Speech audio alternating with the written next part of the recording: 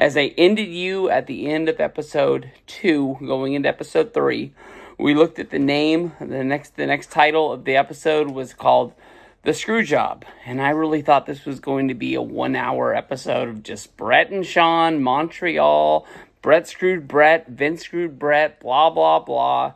And I really just was not really looking forward to that much. That's just a topic that has just been beaten down. Press the episode for it to start, and I'm greeted by Wendi Richter. And I was lost. I really, really was lost. I knew what was coming, but I was like, where does this fit in? Wendi Richter was a character like in the mid-'80s. She was like one of the main girls. They talked about her in episode 1 during the Cyndi Lauper with the whole MTV thing. Basically, Cyndi Lauper wasn't going to be able to wrestle in matches, but they were going to use her to sort of boost up the women's division.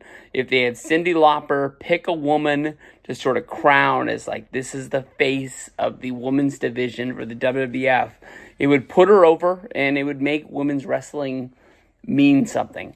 Cyndi Lauper picked Wendi Richter. Wendi Richter, I know she wrestled at WrestleMania 1. I'm not 100% sure if she's around at WrestleMania 2. Like I said in the last video, I've seen that show like one time. I rented that VHS tape as a kid. I've never watched it on DVD. I've never watched it on Blu-ray. I've never watched it on the WWE Network. Every freaking year WrestleMania rolls around, I'm like, this is the year we're doing Hogan, Bundy, Steel Cage, so we can get it crossed off on the list that we have a video for every WrestleMania that's out there. Never get a chance to get it done, but Wendi Richter, basically Vince went to her and decided it was time to take the championship on her. She thought she was the bigger star than what she was. I don't think it had to do really with money or anything. It just, she wanted to be champion.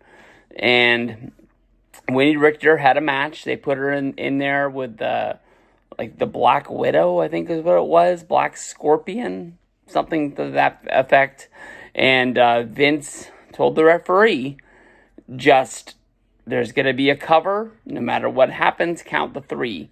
And that's basically what happened, is that the Fabulous Moolah was under the hood wrestling against Wendi Richter that night. She rolled up Wendi, and Wendi Richter kicked out on 1, and the referee still gave the decision. She rang the bell. Gorilla Monsoon said, oh, that one was close. And then he's even stunned that he doesn't know what's going on, and he's doing commentary on the show, and he's trying to cover up what he said. And there's a new champion. As far as I know, Wendi Richter might have done some independence, but Wendi never went to any other promotion. She never went to the AWA, never went to Crockett, never went to what WCW was. I don't know. She just got out of the business.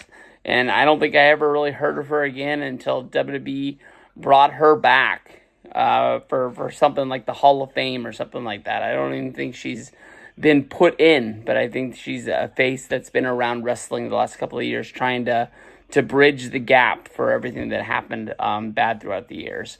That, I guess, was just a future of what was to come later on in the documentary for this episode, but I was lost. I really was lost. This one, they showed